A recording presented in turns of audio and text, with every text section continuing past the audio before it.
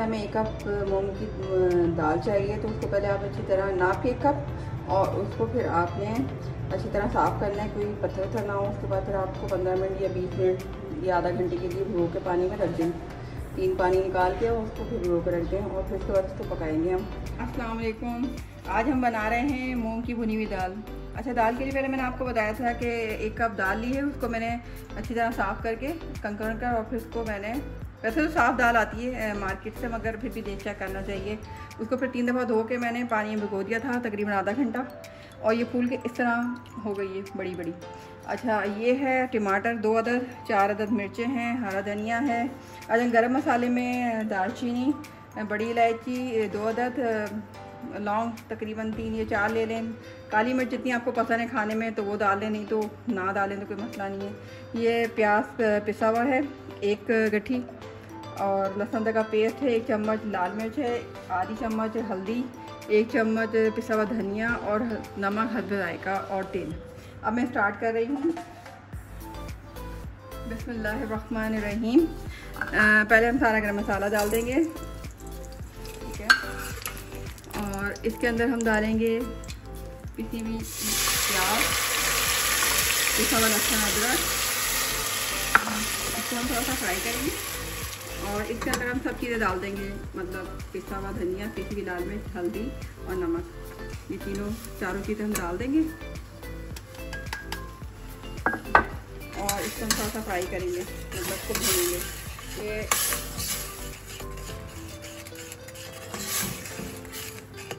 अच्छा, इसमें हमने ऑयल भी डाला था, सॉरी मैंने बताना भूल गई आपको। इसमें हमने तकरीबन 1 चम्मच ऑयल डाला था, ज़्यादा ऑयल नहीं डालना, 1 चम्मच ऑयल डालना। अगर आपको फिर भी लग रहा है जैसे थोड़ा कम है तो आप 1 चम्मच और डाल दें, मतलब क्योंकि ये भुनेगी दाल, से भूनने के लिए हम इसमें ऑयल डाल रहे हैं। थोड़ा ज़्यादा नहीं ऑयल डालेगा, सिर्फ 1 चम्मच, ज़्यादा हो तो फिर 2 चम्मच डाल दें। वो भी खाने के, वो पकाने वाले ही चम्मच नहीं, खाने वाले चम्मच। अभी जब तक भूनता है तो फिर हम इसके अंदर डाल देंगे दाल। ये अभी थोड़ा सा ये फ्राई हो जाए मसाला, ताकि इसकी स्मेल निकल जाए, तो फिर हम इसके अंदर डाल देंगे ये भुनी हुई 1 कप भिगोई हुई दाल। अच्छा, इसका पानी जो है ना हम सोख करके अलग कर लेंगे, और यही पानी हम बाद में डालेंगे, क्योंकि ये पानी इसके अंदर आधे घंटे तक था, तो ये पानी हमारे लिए बड़ा कीमती है। तो इसको हम सोख करके निकाल लेंगे, और ये दाल से हम भूनेंगे।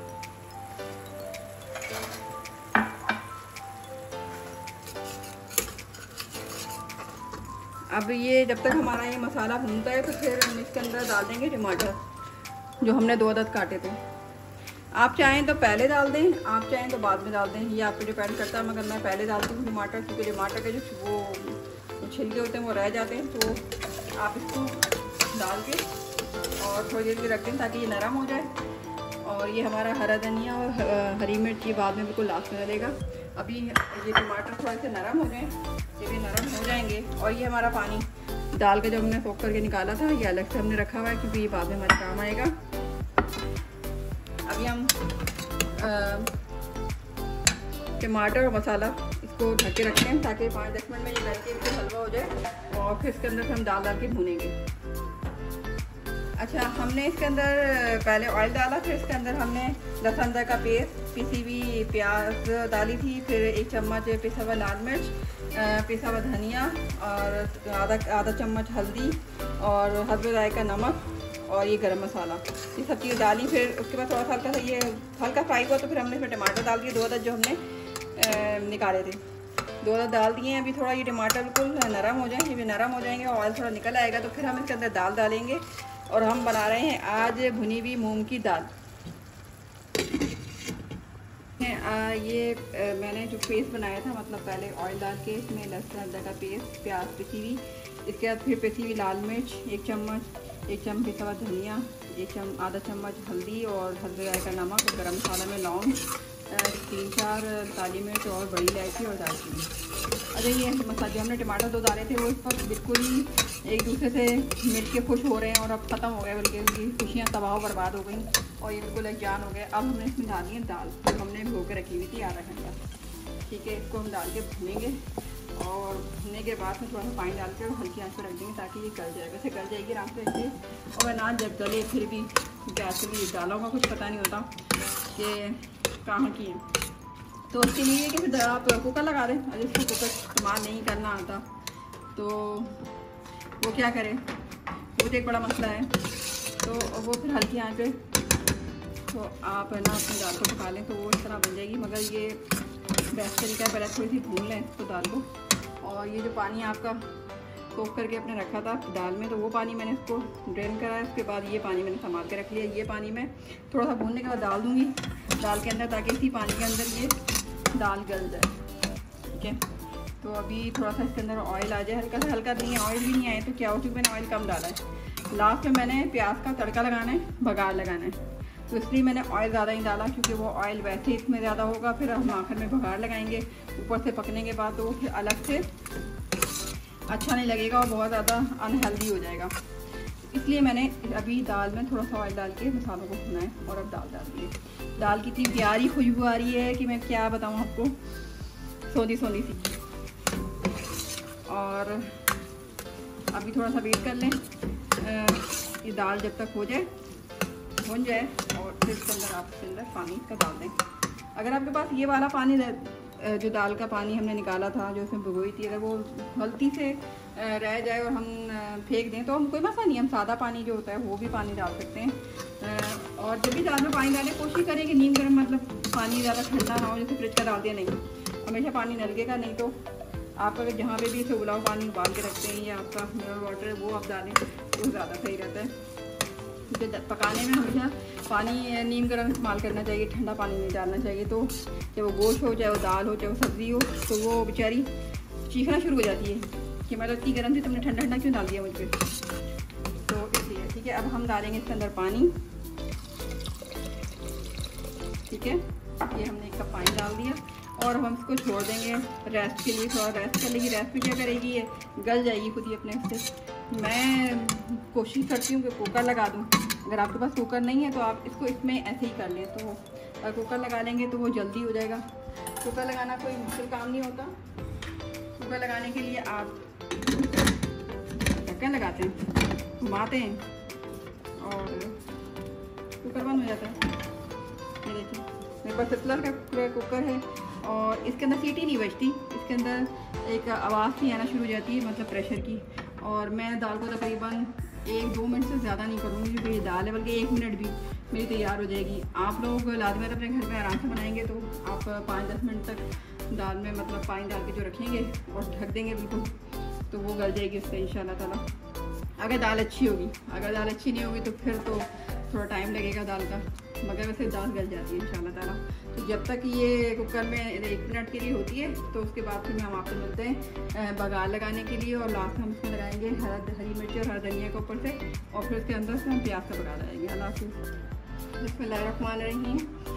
अब मैं बना रही हूँ तेल का तड़का, मतलब प्याज का। तो इसके अंदर मैं ऑयल डालूँगी। ऑयल जितना आपको पसंद है, जैसे तकरीबन जो चावल मेरा दाल का था 1/2 कप से भी कम ले लें। ज़्यादा लेना चाहते तो ज़्यादा ले लें, मगर अपने हिसाब से। बादों को बहुत ज़्यादा बघार पसंद है तो वो बघार ज़्यादा लगा लें तो ऑयल ज़्यादा डलेगा। 1 प्याज छोटी ली है, उसको मैंने बारीक काट लिया है। अभी ऑयल थोड़ा सा जब तक ये होता है गरम, तो फिर मैं इसके अंदर डालूँगी ये प्याज, क्योंकि अगर ठंडे इसमें डालूँगी तो इतनी जल्दी ये फ्राई नहीं होगी। हमारी दाल तैयार हो गई है, देखें दाल हमारी तैयार हो गई है, मूंग की भुनी हुई दाल। अच्छा, ये अगर मैंने 1 मिनट लगाया था कुकर तो नहीं गल पाई थी, तो आप इसको 2 मिनट थोड़ा सा पानी डाल के और 2 मिनट कर लें तो ये जल्दी गल जाएगी। और इसका जो खिलापन है वो ये इस तरह नज़र आएगा, ये देखिए। अच्छा, इसके अंदर फिर हम डालेंगे हरा धनिया और हरी मिर्ची, और इसके बाद इसको हम चला देंगे। ठीक है, अब इसके ऊपर हम डालेंगे प्याज का तड़का। प्याज का तड़का हम बना रहे हैं, ये देखिए। ये प्याज जो है ना,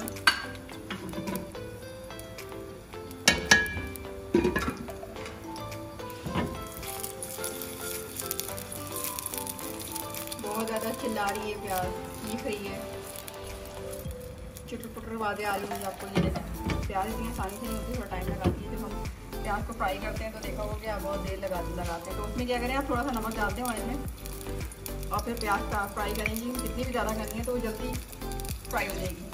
अगर मुझे तो थोड़ी सी चाहिए तो इसलिए मैंने इसके अंदर जो है ना नमक नहीं डाला, क्योंकि मेरी ऑलरेडी दाल के अंदर नमक है, और अगर मैंने इसके अंदर नमक डाल दिया तो बहुत ज़्यादा नमक हो जाएगा।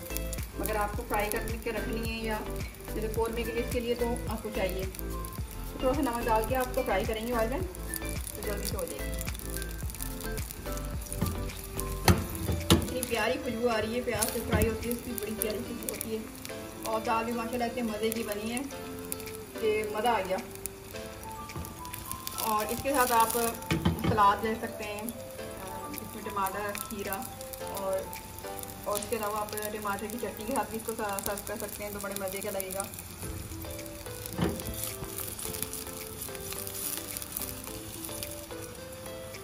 थोड़ा सा ब्राउन हो जाए, लाइट ब्राउन, तो फिर मैं डालूंगी तो बड़ी अच्छी लगेगी, बिल्कुल क्रिस्पी सी होगी।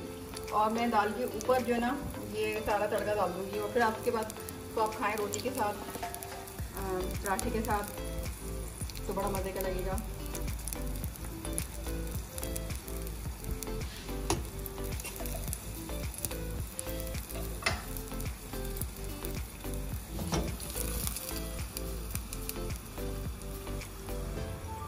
अब ये देखें मैंने प्याज का तड़का तैयार कर लिया है। अब ये मैं डाल रही हूँ अपने, ये देखें आवाज़ आ रही है, कितनी प्यारी आवाज़ आ रही है। और ये जब आप खाएंगे तो मुझे दुआ में याद रखिएगा। अच्छा, इसके अलावा मैं बना रही हूँ टमाटर की चटनी के साथ। अगर आपको पसंद आए तो ये आपको सीखना हो तो मुझे बताइएगा, लिंक में सेंड कीजिएगा मैसेज में, तो मैं आपको टमाटर की चटनी बनाना सिखाऊंगी। ये मेरी मूंग की भुनी हुई दाल तैयार हो गई है जो बहुत मज़े की है, और मैं खा के बताती हूँ तो कैसी है। ये देखें, ज़बरदस्त, खिली खिली और टेस्ट में बड़ी स्पाइसी और बहुत अच्छी ज़बरदस्त है। आप बनाइएगा और खा के बताइएगा कैसी।